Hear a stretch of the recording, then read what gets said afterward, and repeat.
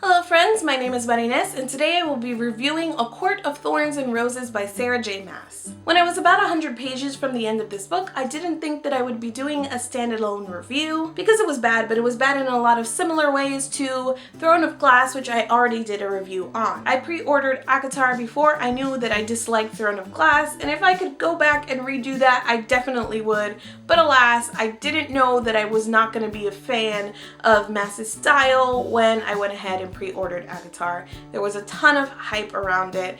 Maas is a much lauded author. She's much loved. So I thought that was a pretty safe decision. The last pages of this book upgraded it from bad to offensively bad, so that's when I decided that I had enough words and enough unique feelings to put a substantial review together for you guys. I also thought it was important because there is some questionable storytelling and some character framing that shows up in one of my biggest pet peeves, the misunderstood douche saving you with his pricky behavior. But before we get into all of that, a quick synopsis. A Court of Thorns and Roses is a Beauty and the Beast retelling. Feyre is our main character, and she lives in a human world that is neighbor to a fairy world. She's pretty much the sole caretaker in her family who has fallen upon hard times. So one day she's out hunting and she kills a wolf who is actually a fairy in disguise.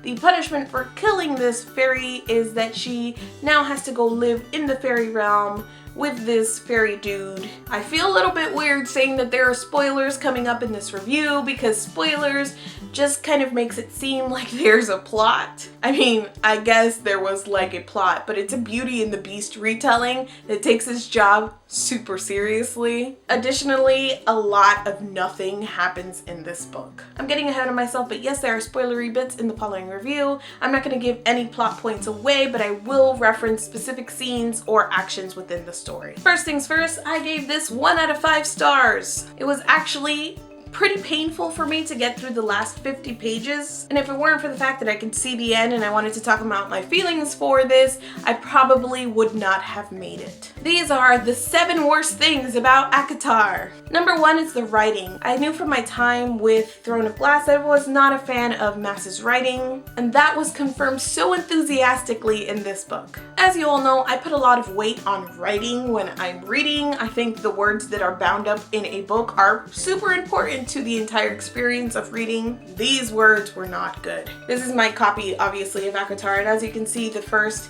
90 pages are marked up with different things that I'm noticing about the not good words, and then I just stopped because it was happening so frequently that it wasn't even fun to notice them anymore. I just kind of accepted that this was going to be the reality of this book. On page 2, we get our first glimpse into what Maas does non-stop, and that is fill a description with 2 or 3 verbs when one really good one would suffice. She's literally describing one action 3 times, and that is how she fills 419 pages of just like meh plot. Whether you realized it or not, it really sinks the story into a kind of monotone. Let's share some examples. Focus on surviving the week, the day, the hour ahead, not to mention the whispers of strange folks spotted in the area, tall and eerie and deadly. Though traveling peddlers sometimes brought stories of distant border towns left in splinters and bones and ashes. Once I dreamed and breathed and thought in color and light and shape. Those times were hungry and empty and sometimes cruel, but never lovely. On page 4, we get all of this in one paragraph. Mesmerizing, the lethal, gentle beauty of the snow. I'd soon have to return to the muddy, frozen roads of the village. Some small, fragmented part of me recoiled at the thought. Guys, all of those examples were in 4 pages. This happened over and over again throughout the entire book, and I was not a fan. Second worst thing, the writing. Okay, that is cheating, but there is something else that she does with her writing that just made me want to poke my eye. She abuses the crap out of dashes and ellipses. Once I noticed it, I couldn't stop noticing, so I went ahead and counted them. In the first 75 pages of this book, Sarah J. Maas uses 318 dashes. What is that number? Do you understand that she's interrupting herself, interrupting her own story each time that she uses one of these? I wanted to know what that number was specifically, so I picked up another fairy tale retelling that I had on hand, Cinder by Marissa Meyer. In the first 75 pages of her book, she used 75 dashes. 75, 318. mind-blowing. The third worst thing is the main character. Because this is so plot light, that means we spend a lot of time with Feyre and in her own head. Obviously. I did not like her as a main character, and no matter how much the author told her she was a survivor, her actions really told a different story. Feyre just came across as dumb sometimes. People would specifically tell her not to do things, and a scene later she was doing that exact thing someone told her not to do. And I get that she didn't really have any reason to trust her new surroundings and the people that she was around, but if you set this up as an author as part of your story where people tell her don't do this and she does them to bad consequences, your main character is gonna look foolish. This is all highlighted by the end when the final action is made up of these things. Feyre doing the exact things that someone told her don't do these things when you get there. Feyre constantly thinking about how she shouldn't be doing the things that she's doing. And 3 life-threatening tasks she has to complete because she can't figure out a riddle. Which is fine, I guess, but you better make your riddle really, really tough. If I can read it on the first try and go, oh my god, this cannot be the answer, please don't let this be the answer, and then that's the answer, you lost me. Also, damn it, Feyre would not shut up about the things that she would not be able to paint. Number 1, that is not a good description of anything. If I told you that something was as big as my room, you wouldn't know what the heck I was talking about because you don't know how big my room is.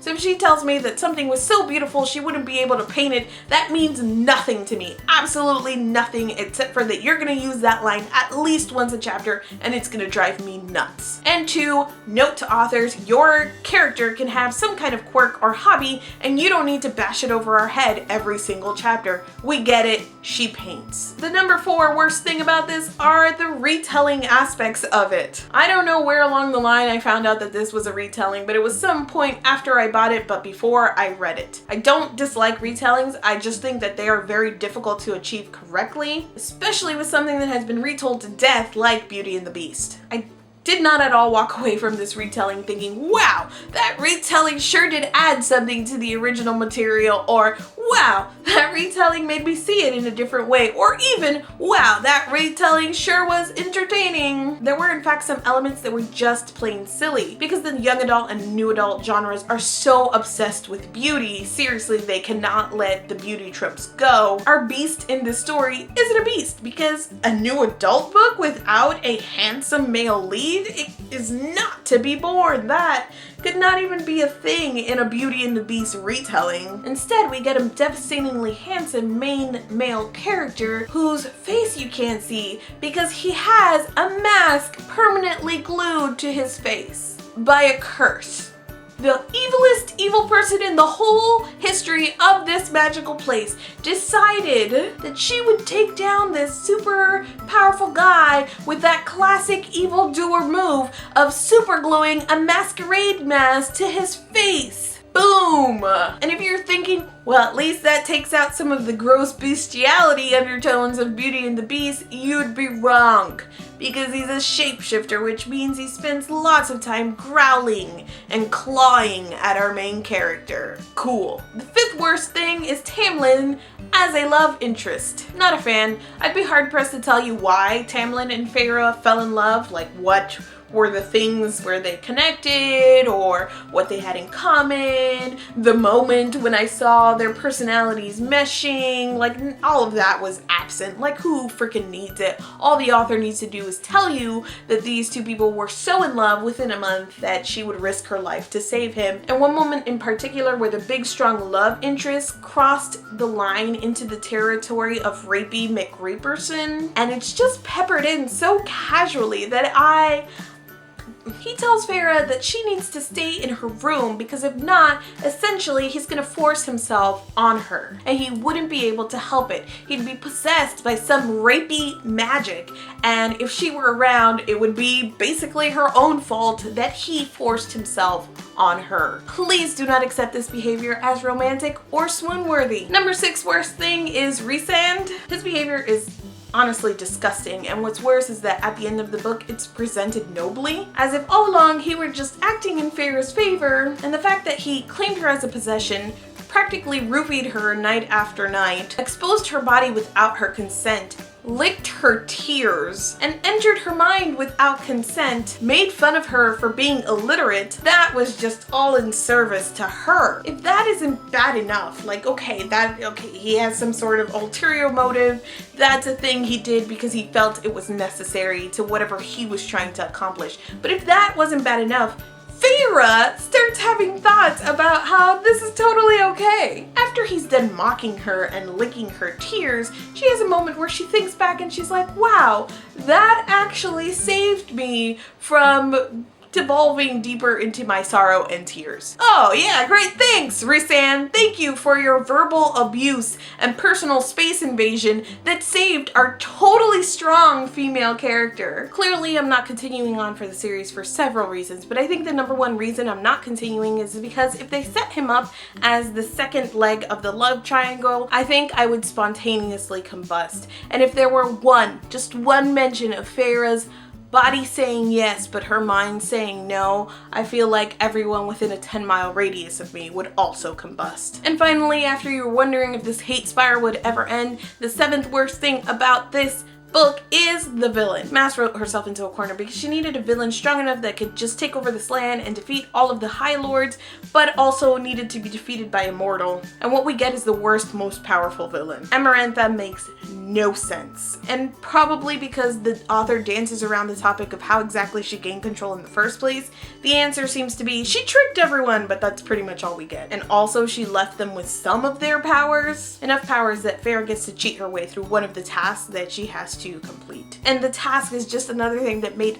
absolutely no sense to me. Why would this big, bad, powerful person allow Feyre to compete for her life through these tasks and even give her an easy out riddle? Excellent. That's really a mile-a-minute thrill ride. In conclusion, this was not a good book. Please insert all of the requisite to me, in my opinion, your mileage may vary, stuff in here, because obviously this book also has a 4.36 rating on Goodreads, so everyone is enjoying it and I am the one who does not understand why. Honestly, if you are in the mood for a plot light, romance heavy, softcore NA with a puffed up plot and some action in the end, this might be a book for you. This book was not for me. Thank you so much for watching this video. I will see you guys soon. I'm not even joking. This happens. And one moment in the story where I just wanted to destroy innocent things. What? Why?